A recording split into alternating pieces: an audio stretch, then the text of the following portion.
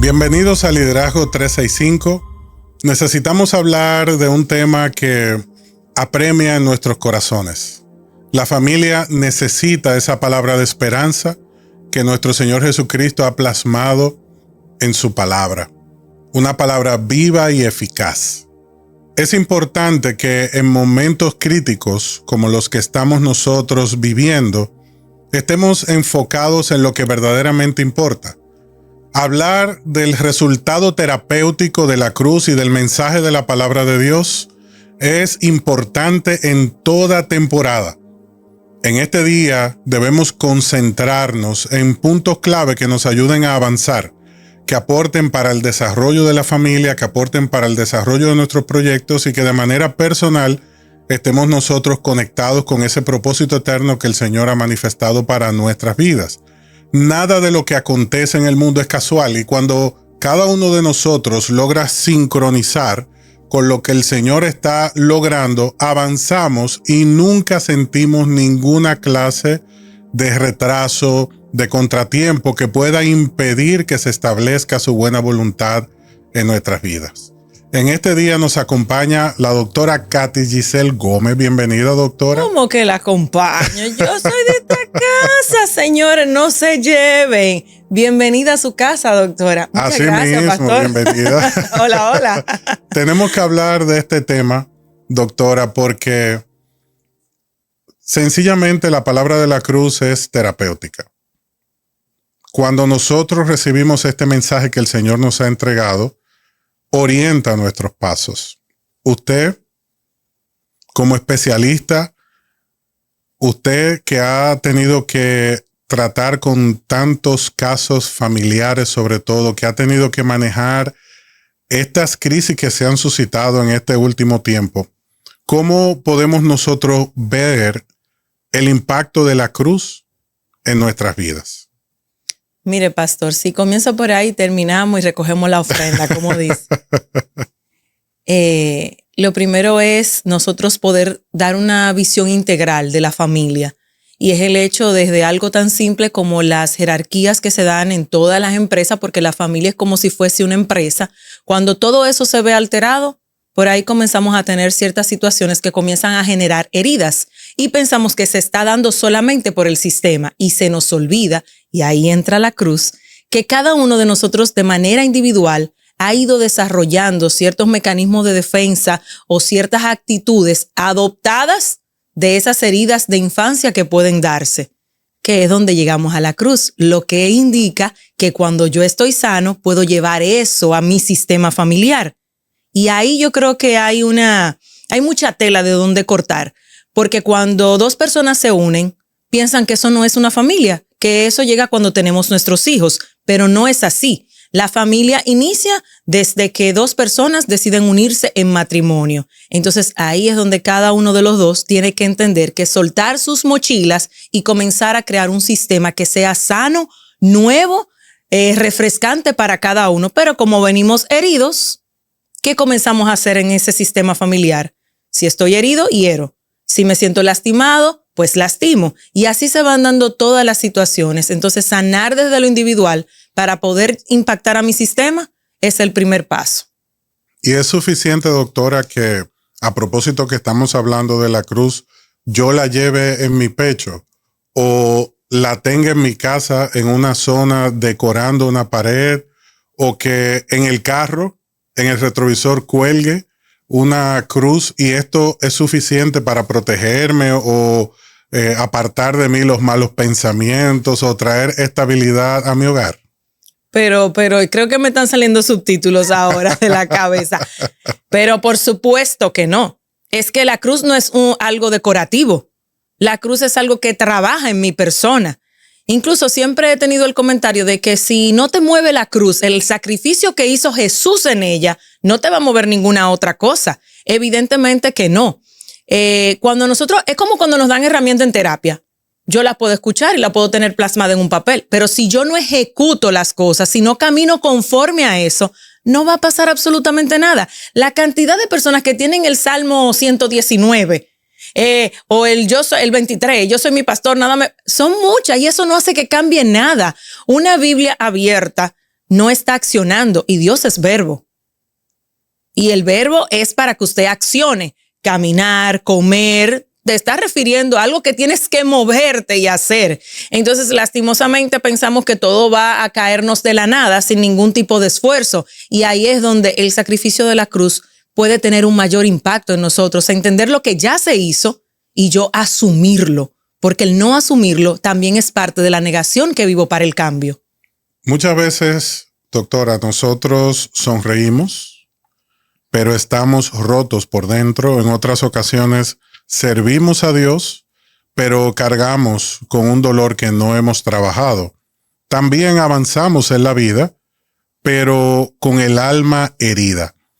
Esto representa heridas invisibles que están dirigiendo nuestras decisiones. Entonces, si yo digo que el mensaje de la cruz de Cristo es terapéutico, ¿qué esto significa y cómo impacta en esa sonrisa disimulada, en ese servicio a medias o en ese avance que nunca trae plenitud de gozo? Mire, una de las cosas que adolecen nuestras congregaciones, y con todo el respeto, es que entendemos que venir a los pies de Cristo es simple y llanamente cambios superficiales. Pero la cruz no se trata de eso. La cruz se trata de la profundidad, de llegar a una santidad. Y si yo lo veo desde mi punto de vista como psiquiatra, es como cuando usted tiene mucho allante en redes sociales y después usted termina autolesionándose y lo perdemos. La gente dice, pero era una persona bien, todo estaba normal. Y es porque nosotros, lastimosamente, nos encanta autoengañarnos. El autoengaño es parte de la no aceptación de la cruz. Y yo creo que esa es la parte fundamental, porque la cruz confronta. La cruz te está diciendo, mira, no quiero que te enfoques en otra cosa que no sea la verdad. Y el ser humano está muy acostumbrado a mentirse. Por eso a veces, y con todo respeto a esa parte que no es científica, pero los coaches te dicen, párate en el espejo y dijiste que estoy delgado. Eso no va a pasar. Si usted no hace ejercicio, si no se alimenta bien, usted no va a perder peso, si no identifica la causa. Pero está bien, vamos a hacer ejercicio, vamos a alimentarnos bien, pero realmente esa es la causa de la obesidad. Y no tengo que hacer mi analíticas. Entonces, fíjese cómo las cosas se van dando de manera más profunda. Uh-huh. Igual cuando venimos al Señor. Por ejemplo, la gente entiende que cuando llega al Señor, si tengo una hipertensión, me voy a curar. Si tengo diabetes, me voy a curar. Pero no funciona así. Porque la cruz nos está hablando de nuestro carácter. Y no hay una cosa más, vamos a decir, más compleja. Primero, porque tenemos que dejarnos guiar para poder cambiar. Esa es una. A nadie le gusta que le digan cosas negativas de sí mismo. Y esto nos confronta. Y eso es lo que hace la cruz. Y por eso es que a veces hay tanta resistencia con recibirla. Desde recibir el perdón que trae la cruz, de yo mismo no perdonarme las cosas que sé que no son buenas. Y nosotros hablamos de este tema, doctora, a propósito de que incluso se acerca la Semana Santa, la Semana Mayor.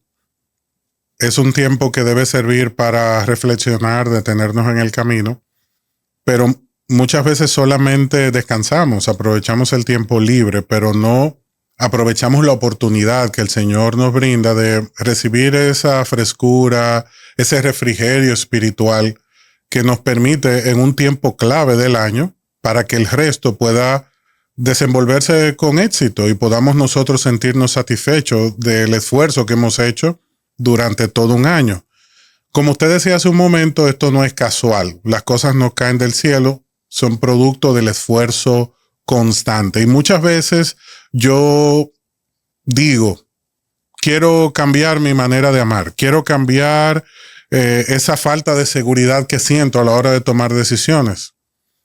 Otros decimos, quiero tomar mejores decisiones, no conformarme con lo que he manejado hasta el momento. Y también a veces nos damos cuenta de que nuestra fe tiene que crecer, tiene que aumentar. ¿Cómo impacta el mensaje de la cruz mi vida a nivel emocional? Mire, es que a veces limitamos las cosas de Dios. Creemos que Dios puede hacer unas cosas y otras no. Y cuando se trata de nuestra salud emocional, de nuestra sanidad interior, como muchos le han ya llamado, creemos que es prácticamente imposible cambiar cosas de nuestra conducta y continuar ese estilo de vida. Y yo creo que una de las cosas más relevantes de ese mensaje de la cruz es que no limitemos lo que Dios puede hacer en cada uno de nosotros. Que ciertamente hay cosas que si Dios quiere, como el mensaje, por ejemplo, me llega a la mente el pasaje de cuando habla de los panes, pero Dios va a trabajar con lo que tenemos. Pero fíjese qué bonito. Wow, eso es nuevo. Gracias, Señor. No lo había visto de la forma en que lo voy a comentar ahora. Cuando Dios quiere sanarnos, Él va a apelar a nuestra integridad. No porque Dios no sepa quiénes somos. Pero, por ejemplo, con los panes, Él decía, ¿ustedes qué tienen? ¿Qué hay? Si yo no le digo la verdad, ¿cómo Él puede hacer otra cosa? Si yo sigo autoengañándome, si yo no sigo entendiendo que Dios es el todo en todo, que está en todo lugar, que me conoce y que lo sabe, pero que simple y llanamente quiere desarrollar cosas en mí. Y eso no va a poder realizarse si yo no soy íntegro conmigo, si yo no camino bajo esa verdad. ¿Cómo puedo ser justo si no apelo primero a la verdad? Será imposible. Entonces yo creo que una de las cosas más relevantes en todo lo que hacemos en una estructura familiar para poder recibir la cruz, esas heridas del Señor, es reconocer que sí, que lo hirieron ahí, que dolió, que eso no iba a sanar en ese momento, que tenía un proceso de sanidad, pero que si pasó todo lo que pasó y lo hizo por mí, entonces mi familia puede ser restaurada, pero no en base a mentiras, no en base a secretos. En terapia nosotros decimos, estamos tan enfermos como nuestros secretos. Y en la vida espiritual, en la iglesia, se trata aún más de ocultar, porque entendemos, vuelvo y le repito, que cuando llegamos al Señor todo va a ser perfecto, que ya no somos los mismos seres humanos. Y eso es mentira. Hasta para tener una carrera necesitamos años de aprendizaje. Para continuar actualizado necesitamos continuar estudiando. Por lo tanto, si quiero ser mejor persona, entonces tengo que seguir trabajando. Y no solo en lo que ya mejoré, es mantener lo que mejoré para entonces comenzar y seguir trabajando aquello que todavía me falta. Es comenzar a ser íntegros y a decir la verdad. A veces se pide consejería pastoral, pero no le decimos la verdad al pastor. Tenemos este problema de pareja, pero sí, dígale la realidad, que usted le fue infiel a su pareja.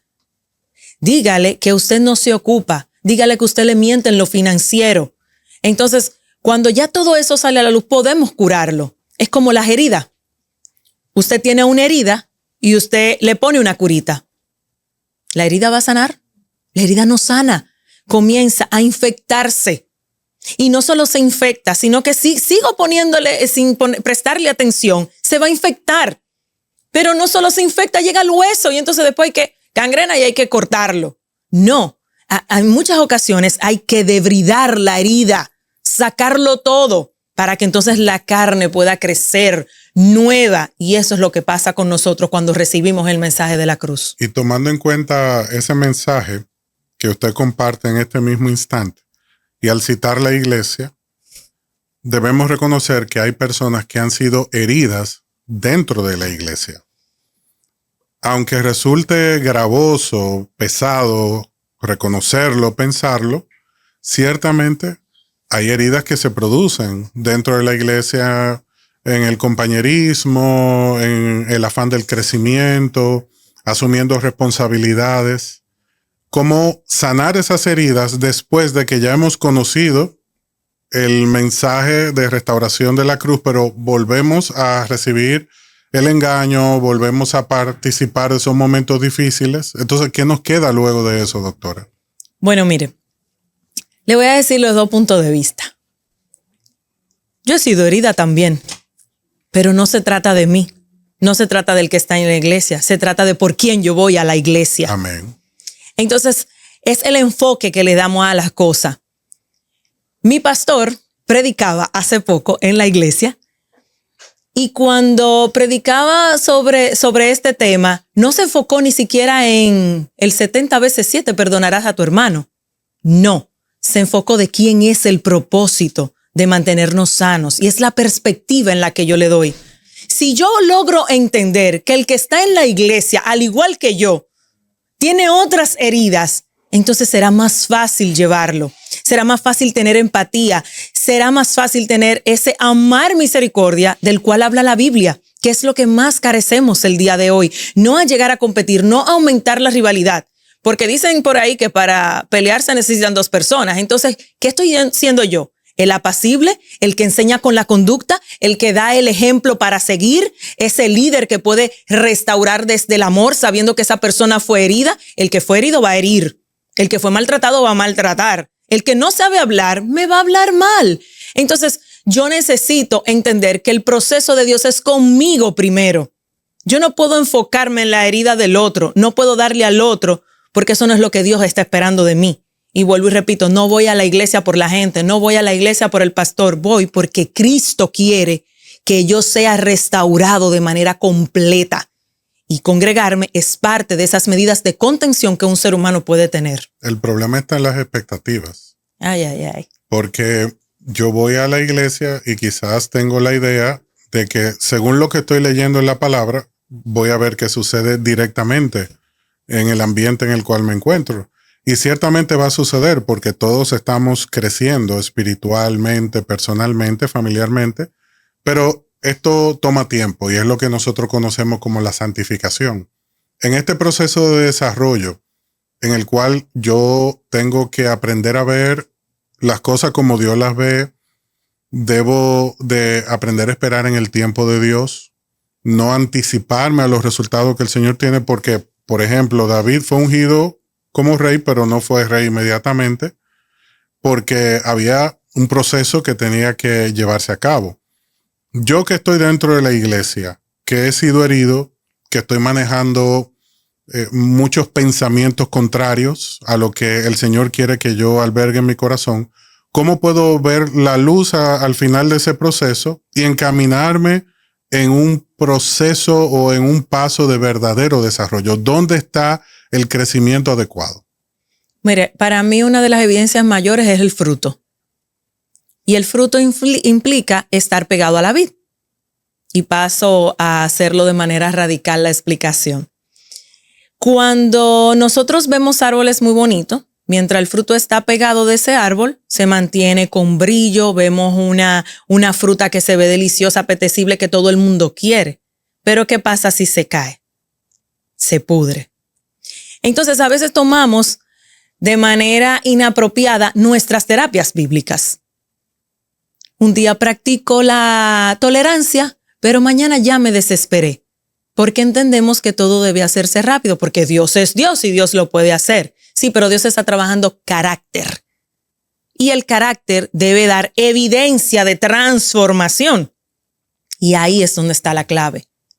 Que hasta que yo no pueda interiorizar que yo llegué de una familia disfuncional, que yo llegué de una familia donde había maltrato, donde había violencia, y que no es por el hecho de llegar a Cristo, es que tengo que identificar las heridas para detenerlo. Y eso se trata de trabajar mi carácter. Y el carácter, lastimosamente, quisiera decirles otra cosa, pero toma tiempo. Toma tiempo. Cuando usted entra a la universidad, usted no entra el primer día y al otro día le entregan el título. Entonces, hay un proceso de materias donde usted se puede quemar, donde algunas no va a sacar buenas notas, donde otro va a ser excelente. Pasa lo mismo con nuestro carácter. Ahora bien, ¿cuál es la diferencia en el que termina la carrera? No es el que la haga más rápido, el que la termina. Es que fue constante, persistió.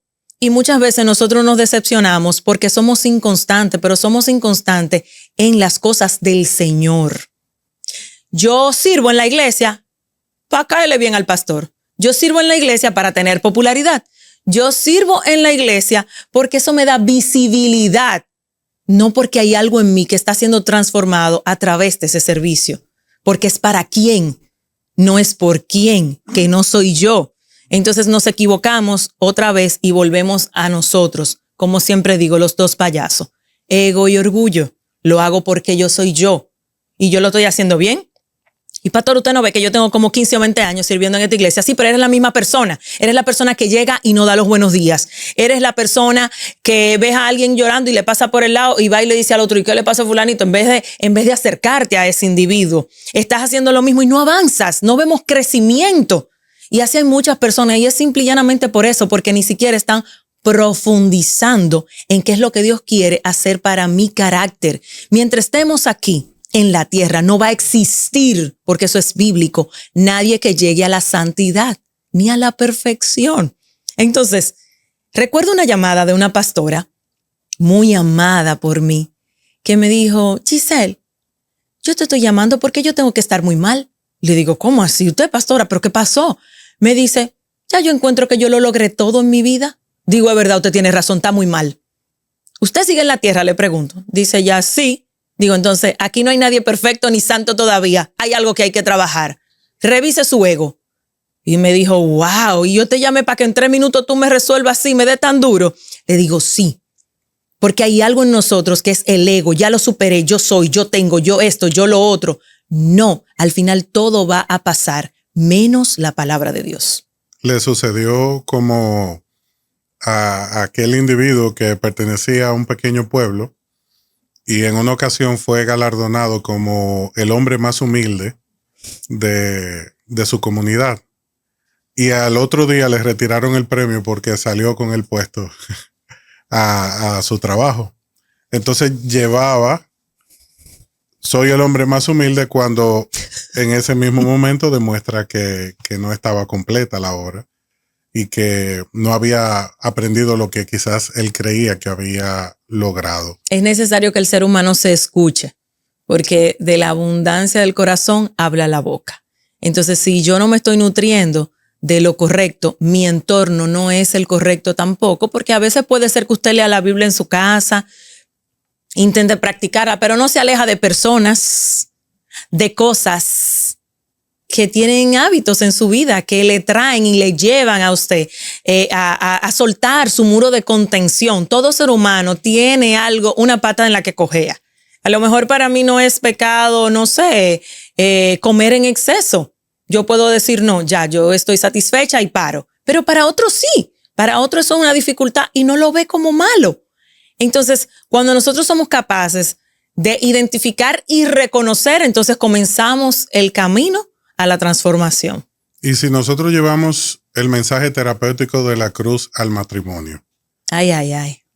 Si nosotros aplicamos el mensaje de la cruz a los retos que estamos manejando hoy día, ¿cómo incide? Porque entiendo que estadísticamente hablando las cosas no van bien.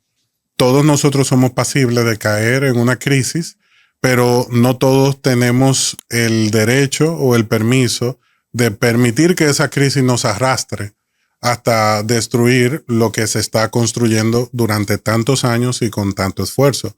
Como el mensaje de nuestro Señor Jesús nos ayuda para que veamos el cambio que estamos buscando si hoy estamos enfrentando una crisis. Creo que vamos a entrar en un tema un poco neurálgico en la República Dominicana. Yo le tengo algunas cifras, pero las cifras, independientemente de eso, yo prefiero que las cifras sean de no matrimonios. Y voy a explicar por qué. En el 2025, la República Dominicana registró una alta tasa de divorcio. Dice que 6 de cada 10.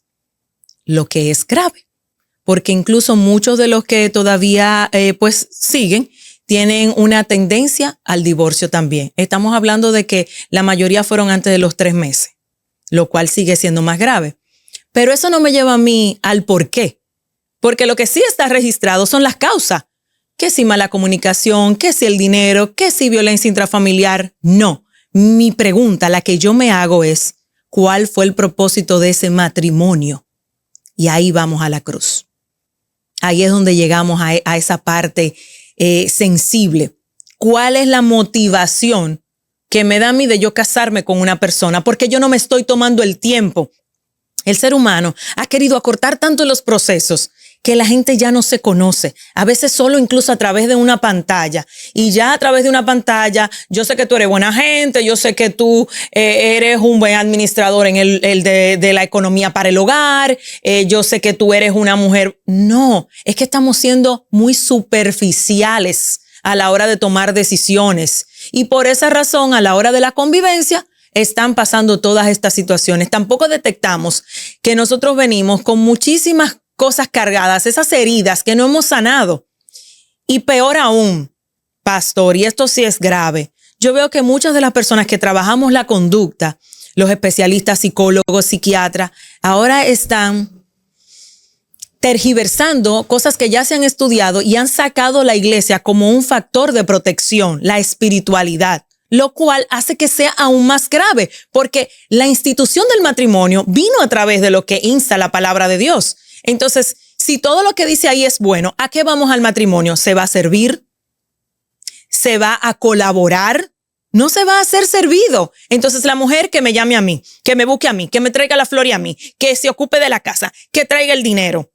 Entonces al hombre, ella que me lave, que me planche, que siempre que tiene que estar bonita, que es la que tiene que buscar a los muchachos. O sea, hay una distorsión de funciones, pero también de a lo que vamos al matrimonio.